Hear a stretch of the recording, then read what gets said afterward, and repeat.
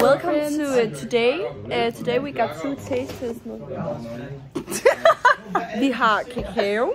Yes, warm kakao, sponsoreret by butikken ZBC. Dejlig varm. Lidt lækker risengrød. Yes, det kan vi desværre ikke vise. Nej, for ellers kommer det lidt. Så er det over. Altså. Snak til mig! Hvor jeg GC!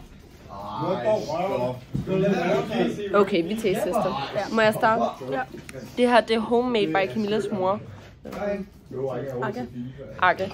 Homemade by Akke. Kom ind. Hallo, jeg har fundet mobil, det er hårdt, ikke? Husk at sige, rigtig godt. Hvad står der der? 1, 2, 3. Hvad står der der? Det kan jeg bare smage. Akke, hun kan fucking lave risengrød, det kan hun. Hun kan lave mad. Og hun kan sørme lave risengrød, vi må ikke bande. Det har vi jo lært. Det må vi ikke. Altså, jeg bliver sgu nødt til at smage med lidt mere smør måske. Det kunne være, at det havde mere interesse. Og det er også hjemmelavet smør og kanelsukker. Alt er hjemmelavet. Også risen. Det er bare fordi hun kan.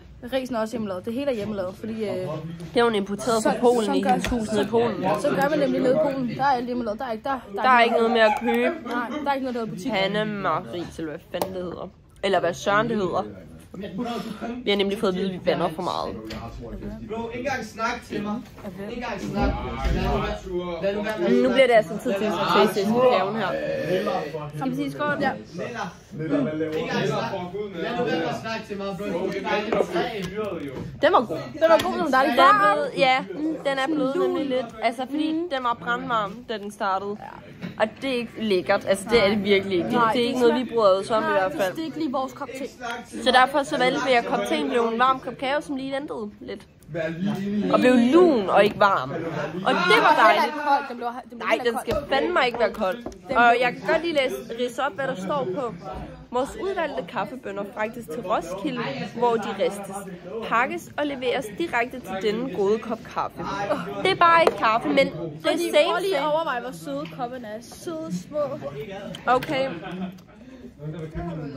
Kan I se? Vi skal heller ikke det matcher til neglene. Ja, fandme så. Vi har kakaonegle. Nå nej. Så jeg håber, I har en rigtig god dag. Det her, det var en af de lidt kortere videoer. Ja, fortsat god dag. Ja, det må man ikke sige. Igynlat, det var på tyrkisk. Ja, Igynlat. Og man må ikke sige fortsat god dag, fordi hvad hvis folk ikke har haft en god dag i forvejen? Hvad hvis de lige har været til begravelse, og du siger fortsat god dag? Så tror jeg godt, de bliver lidt deprimeret. Ja, du har lige sagt det, men Igynlat, det betyder bare god dag. Okay. Ja. Hej hej.